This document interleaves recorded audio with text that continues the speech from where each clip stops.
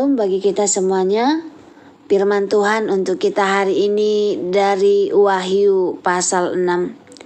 Keenam, meterai permata dibuka. Maka aku melihat anak domba itu membuka yang pertama dari ketujuh meterai itu, dan aku mendengar yang pertama dari keempat makhluk itu berkata dengan suara bagaikan bunyi guruh, "Mari." Dan aku melihat, sesungguhnya ada seekor kuda putih dan orang yang menungganginya, memegang sebuah panah dan kepadanya dikaruniakan sebuah mahkota. Lalu ia maju sebagai pemenang untuk merebut kemenangan. Dan ketika anak domba itu membuka meterai yang kedua, aku mendengar makhluk yang kedua berkata, "Mari." Dan majulah seekor kuda lain, seekor kuda merah padam, dan orang yang menungganginya dikaruniakan kuasa untuk mengambil damai sejahtera dari atas bumi, sehingga mereka saling membunuh, dan kepadanya dikaruniakan sebilah pedang yang besar. Dan ketika anak domba itu membuka meterai yang ketiga, aku mendengar makhluk yang ketiga berkata, "Mari." Dan aku melihat sesungguhnya ada seekor kuda hitam, dan orang yang menungganginya memegang sebuah timbangan di tangannya. Dan aku mendengar seperti ada suara di tengah-tengah keempat makhluk itu berkata, "Secupak gandum sedinar dan 3 cupak jelai sedinar, tetapi janganlah rusakkan minyak dan anggur itu." Dan ketika anak domba itu membuka meterai yang keempat, aku mendengar suara makhluk yang keempat berkata, "Mari." Dan aku melihat sesungguhnya ada seekor kuda hijau kuning, dan orang yang menungganginya bernama Maut, dan kerajaan maut mengikutinya. Dan kepada mereka diberikan kuasa atas 1/4 dari bumi untuk membunuh dengan pedang, dan dengan kelaparan dan sampar, dan dengan binatang-binatang buas yang di bumi. Dan ketika anak domba itu membuka meterai yang kelima, aku melihat di bawah mezbah jiwa-jiwa mereka yang telah dibunuh oleh karena firman Allah dan oleh karena kesaksian yang mereka miliki. Dan mereka berseru dengan suara yang nyaring katanya, "Berapa lamakah lagi, ya penguasa yang kudus dan benar? Engkau tidak menghakimi dan tidak membalas darah kami kepada mereka yang diam di bumi?" Dan kepada mereka masing-masing diberikan sehelai jubah putih, dan kepada mereka dikatakan bahwa mereka harus beristirahat sedikit waktu lagi, hingga genap jumlah kawan-kawan pelayanan dan saudara-saudara mereka yang akan dibunuh sama seperti mereka.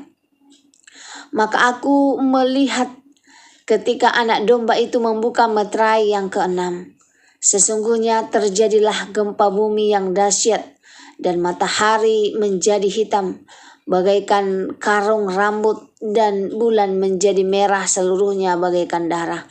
Dan bintang-bintang di langit berjatuhan ke atas bumi, bagaikan pohon ara menggugurkan buah-buahnya yang mentah apabila ia digoncang angin yang kencang. Maka menyusutlah langit bagaikan gulungan kitab yang digulung, dan digeserlah gunung-gunung dan pulau-pulau dari tempatnya.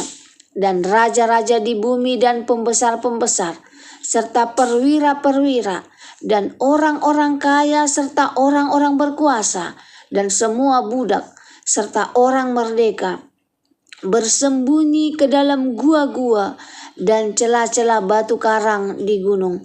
Dan mereka berkata kepada gunung-gunung dan kepada batu-batu karang itu, "Runtuhlah menimpa kami, dan sembunyikanlah kami terhadap Dia yang duduk di atas tahta dan terhadap murka anak domba itu.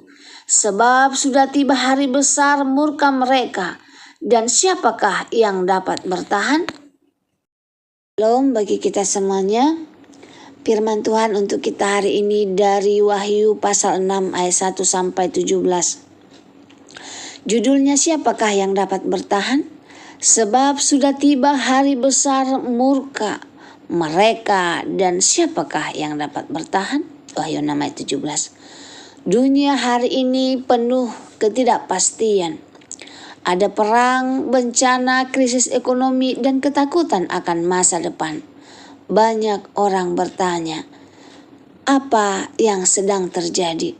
Firman Tuhan dalam Wahyu 6 menjawab, semua ini ada dalam kendali Tuhan, dan dunia sedang menuju penggenapan akhir zaman. Segala sesuatu ada dalam kendali Tuhan. Wahyu 6 ayat 1. Maka aku melihat anak domba itu membuka yang pertama dari ketujuh meterai itu. Yang membuka meterai adalah anak domba, yaitu Yesus.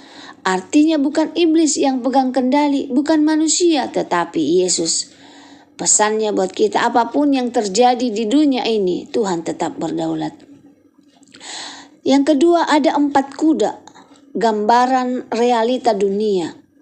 Kuda putih sebagai penakluk, kuda merah adalah perang, kuda hitam adalah kelaparan, dan kuda pucat adalah maut. Wahyu 6 ayat 8, dan kepada mereka diberikan kuasa untuk membunuh dengan pedang dan dengan kelaparan dan sampar. Ini bukan hanya masa depan, ini sudah kita lihat sekarang.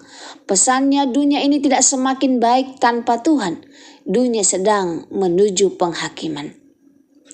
Orang benar tetap diperhatikan Tuhan. Wahyu 6 ayat 9-10.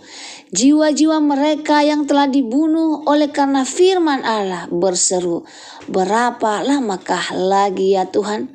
Orang benar bisa menderita bahkan dianiaya. Tapi Tuhan tidak lupa.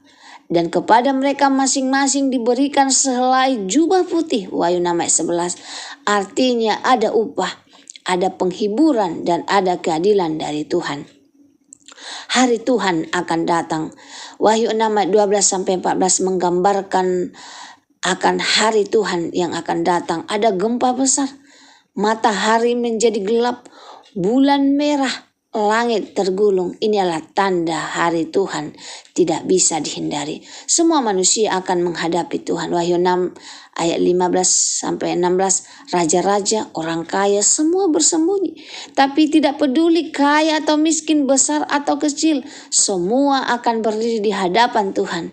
Tapi yang mengejutkan, mereka lebih memilih bersembunyi daripada bertobat. Inti besar pernyataan penting, siapa yang dapat bertahan? Jawabannya, bukan yang kuat, bukan yang kaya, tapi hidup yang benar di hadapan Tuhan.